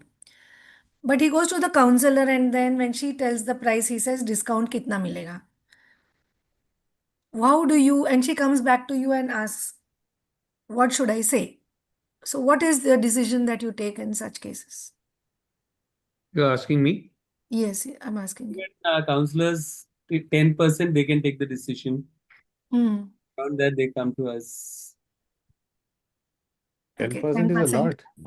That includes 10% of, your ad say, price and a everything. femto with a I trifocal mean, the full toric. package, you can go up to 10% discount. We would never do that. I think MS will have a very different story to tell. Correct me if I'm right, MS. Yes, Dr. we, Ravindra, in we, Dr. Ravindra's center, patient comes for biometry, then is not done the same day. He comes another day. So basically, he's taking a consent that you are coming for cataract surgery. So the most important conversation on the table that we insist the consultants to talk is to take the consent of the patient that is everything okay with you? Will you go ahead with the cataract surgery now? Should we proceed with the tests? Because the test will consume your time and money, and it will be valid for 3 months. So if they agree, and the consultants do talk about the lenses, costs, and everything in Disha. They talk. I mean, that you have to talk. Cost Once that also. conversation is open, is done, then they talk on the choice of lens, costs. Like ask frankly, what is your budget, where you fit in. Disha, you will be surprised. We do around 40% torics. He was Dr. Karan was saying that it's around 20%. We do 40% torics. So essentially, where there is a benefit, you should definitely do. Like distant clear vision is a mandate nowadays. I think, talking a little bit about price, Dr. Anaga, you don't have to talk about packages and everything. I typically tell them, that your surgery could cost anywhere from 50,000 to 1.5 lakhs or 2 lakhs or something. And there are several options available. I'm writing down a couple of choices for you. Please go discuss the prices with the counselor, and what fits into your budget, you choose that. He will tell you what you will get in return for that price. So I think most often then patients go out and they figure out that, they have these two. I tell them also broadly that, you might have a surgery which may be done with the laser or without it, and you may have only distance vision or intermediate and then third and near. So if you broadly told them about, options, I don't talk about brands of lenses at all with patients. I only talk to them about what you'll get from the surgery. I give them a short 1 minute kind of a introduction. Otherwise, they feel that the doctor didn't talk at all, and I don't want my counselor to tell them all these things about what you benefit you'll get from different lenses and different surgeries. So once they've got the basic thing right about, these are the options, and then I tell them that now you can go discuss the prices, and then if you still have more doubts, one of my fellows will explain to you. Yes, I Dr. Kumar, think my one basic thing we question should. remains unanswered. How So much one What is thing I discount? that? want What to would be? tell everybody here amongst the youngsters that we are not selling IOLs. So do not say panoptic toric, just say a trifocal or something like that. So all youngsters should understand that do not sell IOLs. We Yes. are selling cataract surgery. So I always said one thing, sir, Devashish sir, to your thought process on this. Stop calling it cataract surgery. Make it a revolution. Call it a lens replacement surgery, like a knee replacement surgery. And your whole game will change. Then our value will go up. What we made it so trivial, 5 minute का काम है, 2 minute में हो जाएगा. My patients tell me, sir, कितना time हो गया? मैंने बोला जल्दी है कि आपको जल्दी जाना है? नहीं, it's something like that. So what I'm trying to say here is we have made it so cheap and so fast that they stop valuing it. So forget valuing us, they stop valuing the cataract surgery. And sometimes you may see a patient who walks in alone, gets it done and goes home. Why is it there's so much confidence? Nobody goes for a heart surgery alone. The whole family goes. Extended family also goes. So I feel stop calling it cataract surgery. Call it knee like a knee replacement. Call it a lens replacement surgery. and the whole value of the product will change. I think AIS needs another committee, and Kumar should be heading that. Ideas of how to do marketing for ophthalmology. His idea is brilliant. I mean, if we just label it instead of a cataract surgery as a lens replacement, I mean, something like that. There can be so many other things, but very good idea. And Anaka, to answer you, Yeah. as a practice, our discounting will never go beyond 5%, and usually remains around 2 to 3%. That's about it. Because we tell Do them we that we can actually only give you a measure all token of us? discount. Yes, I No, think we tell that's them that very we can only important. give you a token discount without compromising on quality. And if you can't afford this, then we'll offer you a lower package. So we tell them that if we give you more discount than this, that means we'll have to compromise, which we don't do. Yeah, Dr. Ravindra sir, because patients want the best, but at a discounted rate. Right. So Then that's if how they we do say it. that you are changing the lens or the package, that they will not accept.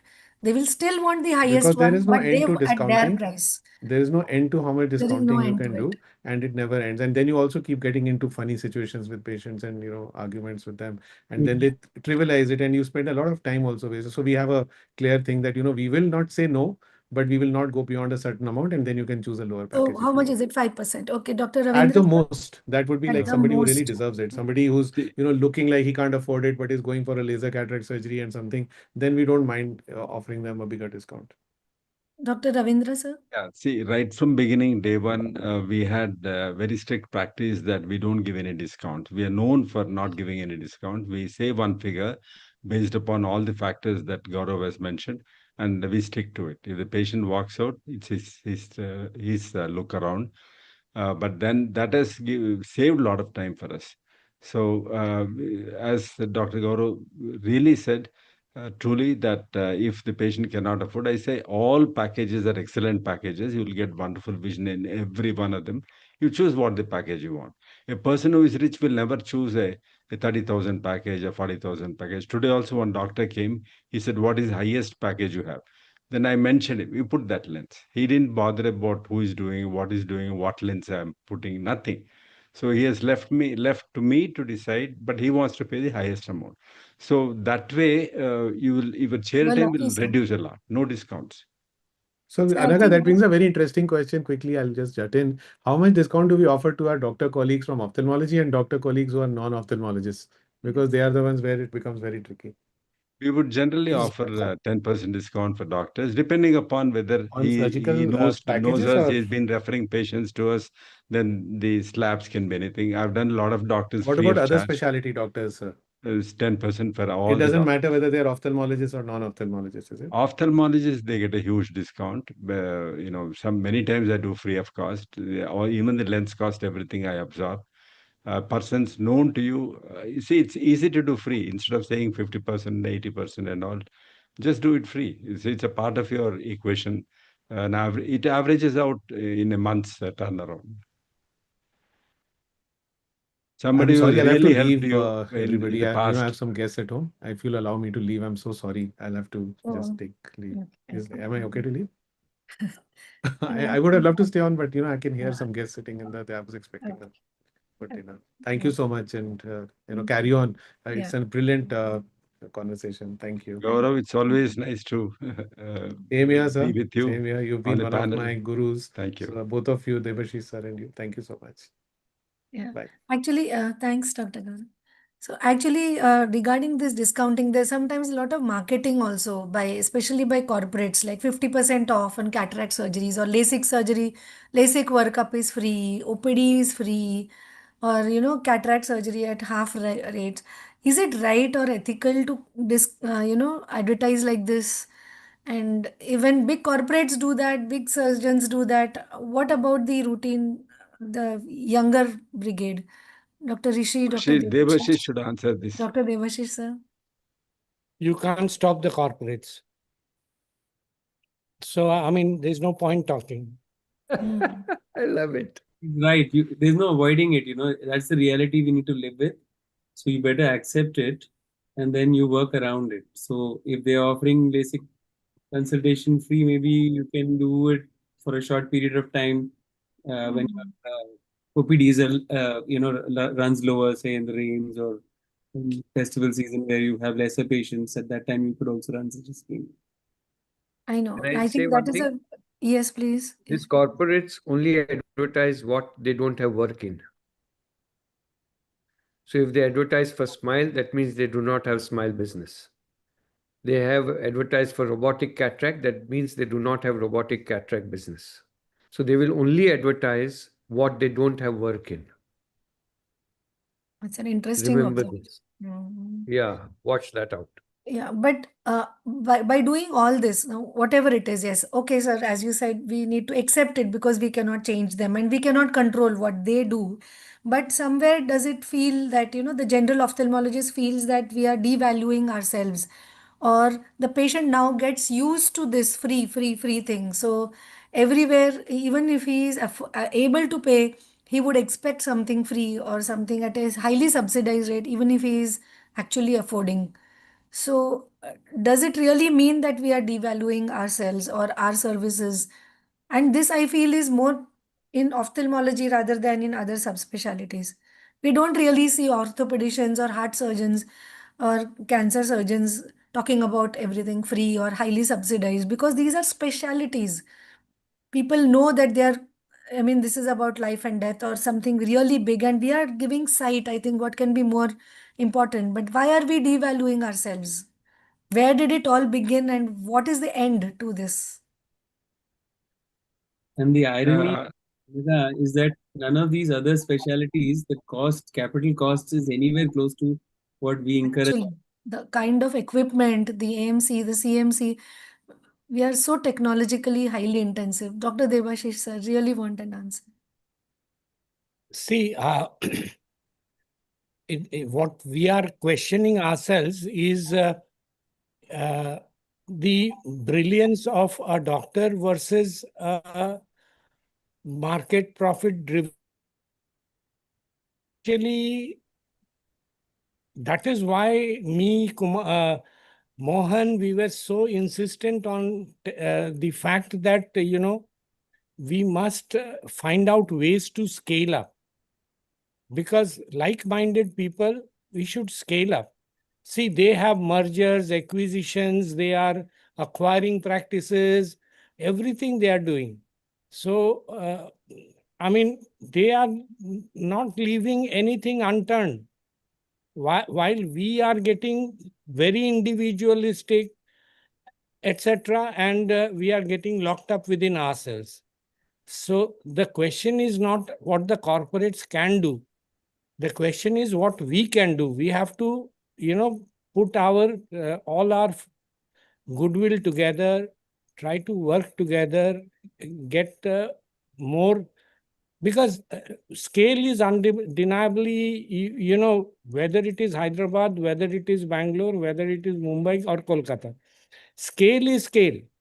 I mean, nobody can beat that. So, I mean, if you do good work in scale, that has a different meaning altogether. And that is always respected. Even in corporate business, also scale is respected. No, the lifetime value of a customer, the etc. But the numbers are the principal thing. So essentially, we have to scale up. Like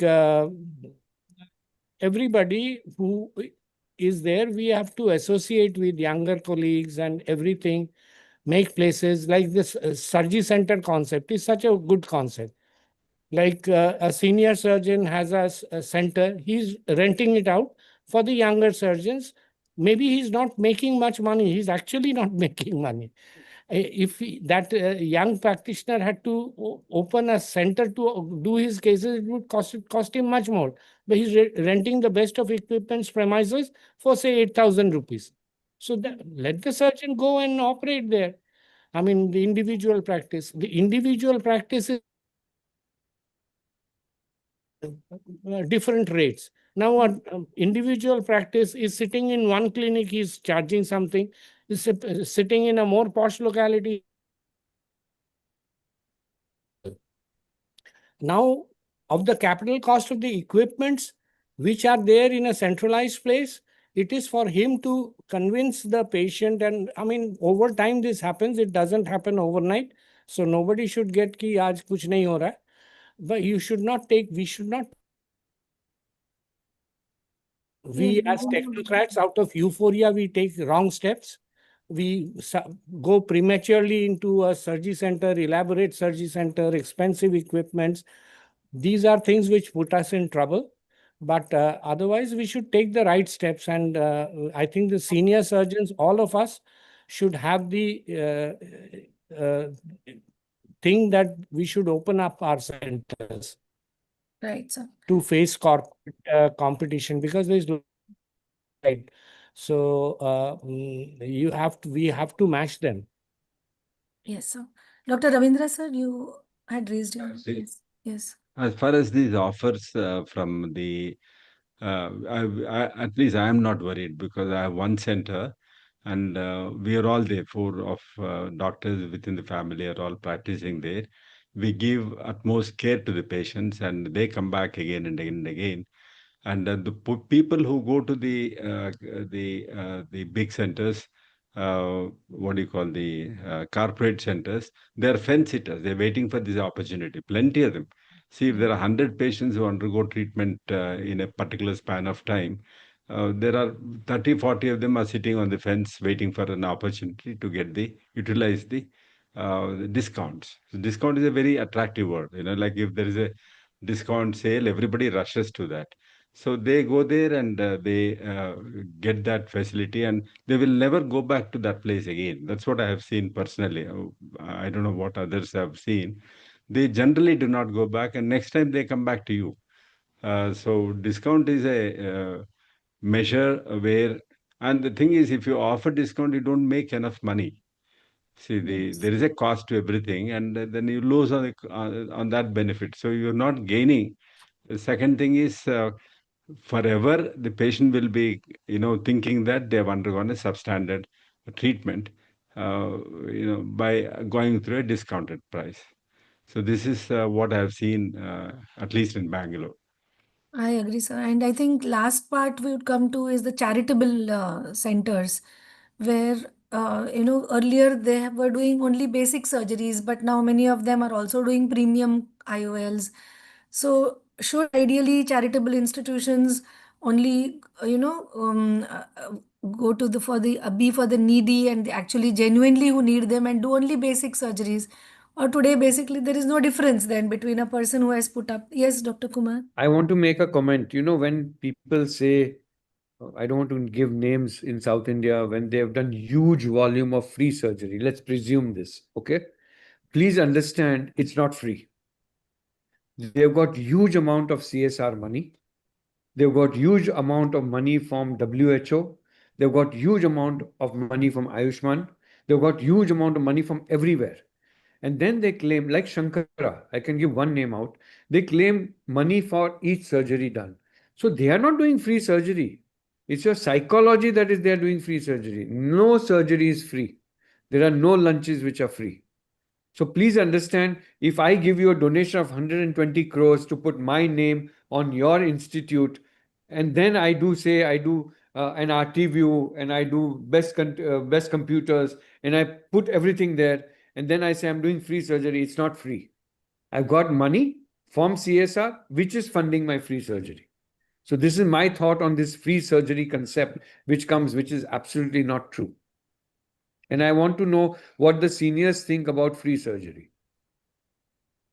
Dr. Yeah, Devash. I mean, yeah, free. The Sir, your patient voice- pays the cost. The patient pays the cost. Patients understand that. Yes. So, I would differ slightly from Kumar. Not that it is many are not free. They are free to the patient, as well as the institute probably charges something as a training fees, etc., etc. And there's so many cost recovery mechanisms. So let us understand one thing, that welfare is a thing which is government hospital. No, I agree, sir. Go It to is, the government to do free. I agree, it is free to the patient, We'll do but this it's free. not free to the hospital. Yeah, the hospital has Hospital is still earned making it money, sir. already. He has in a different Money is way. being made by the hospital. I understand if But the I tell you, in one of the free whenever we give a hospitals. discount, whenever we give a discount as a doctor, the only discount is surgeon's fee. Nothing else is discounted. Your anesthetist doesn't say, because you're operating a poor patient, please give me less money. Your electricity is not cheap. Your water is not cheap. Your receptionist is not cheap. So please, I feel We don't do anything free. I mean, that's of course for us to say. But regarding the perspective, again, we cannot help free things happening in the society because it will happen and India needs it. So, I mean, we have to wait for such people and to come into the private sector, come into the paying sector. With the growth of the country, they will come. So this is what we have to rely on. We cannot crib on that. Either spectrum. On one spectrum, it is and very good money.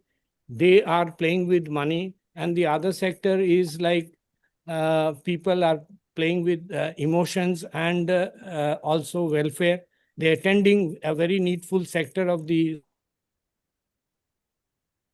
this country evolves, like these things will be gone. Yes, sir. I think as we come to the end of this webinar, if we can just have one line thoughts from all of you, the concluding thoughts. Dr. Rishi. I think it was an excellent webinar, Dr. Anaga, and you covered some very pertinent points, which anybody in private practice will have. And it was really inspiring to hear Dr. Debashish and his story and the story of the Pani Puri Wala. I think there is no doubt that the real growth is at the bottom of the pyramid, as was told to us by Professor Prahlad many years ago. And that is where most of India is. Um, and Pranav also alluded to that. I think Yeah.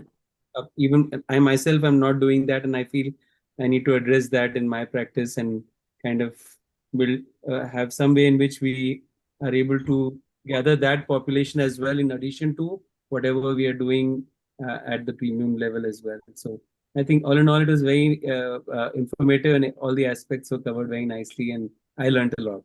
Thank you. Thank you. Dr. Ravindra, sir, any parting message to the youngsters and to the I practitioners? strongly want to express my views about charity. Charity is needed in India. There's no other way. Charity can be done by government, individual doctors, or trusts, whatever it is. But the thing is, charity brings money from outside. Otherwise, it would have been spent on ear, nose, whatever it is. And the money comes to ophthalmology. So that's what I'm looking at. The money, instead of being spent elsewhere, look at the totality of the money that gets transferred from elsewhere to ophthalmology. The amount comes to the ophthalmology used for the patients and used for the welfare, used for the equipment, used for the industry. So this, if you take the totality of the money, always, realize that the money that charity hospitals bring from outside to within the, the ophthalmic conglomeration is phenomenal. So that is the one we have to look at rather than looking at what hospital has done. This is why this person, is becoming rich. But this money should not go out. Like there are Lions clubs, Rotary clubs, which make the eye projects as fundraising projects. They get, 50,000 rupees and they use it for other functions.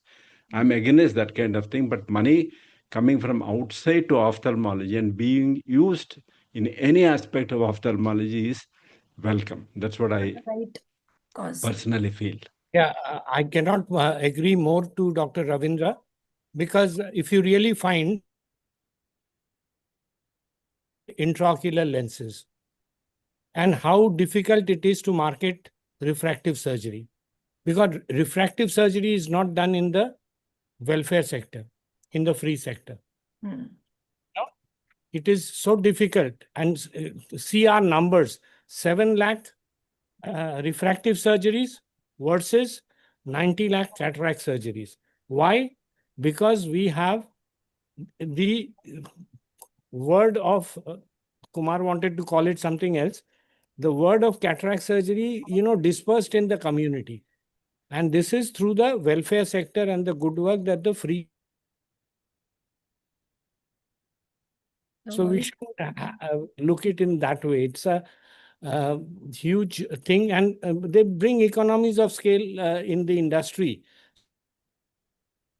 I mean, at least the bottom line lenses cost less. Yes. Yes, sir. Thank you so much, Dr. Kumar, Dr. Pranav, Dr. Karan. Lasting, yeah. Any concluding remarks? Thank Could you, remarks. everybody. It was a wonderful Lots to discussion, and learn. thank you Thank so you, much. Debashish sir. Thank you, Ravinder sir. Thank you. Just there Thank were so you. many Thank you, learning sir. points. Thank Thank you you, so much. everybody. It was a very insightful discussion and good for us youngsters a lot. Thank you so Take much, care. everyone. Bye-bye. Dr. Debashish, Dr. Ravindra, Dr. Rishi, Dr. Kumar, Dr. Karan, Dr. Pranav, and Dr. Abhijat, and to all the other panelists as well. Thank you so much for your valuable time and your Yeah, insight. on behalf of all the viewers and on behalf of all of us, a great, thanks to you. We immensely benefited by these, webinars that you're conducting. Keep doing it. Thank you so much, sir. Thank you, Namrata ma'am. Sorry we missed you, and thank you, AIOS. Thank you.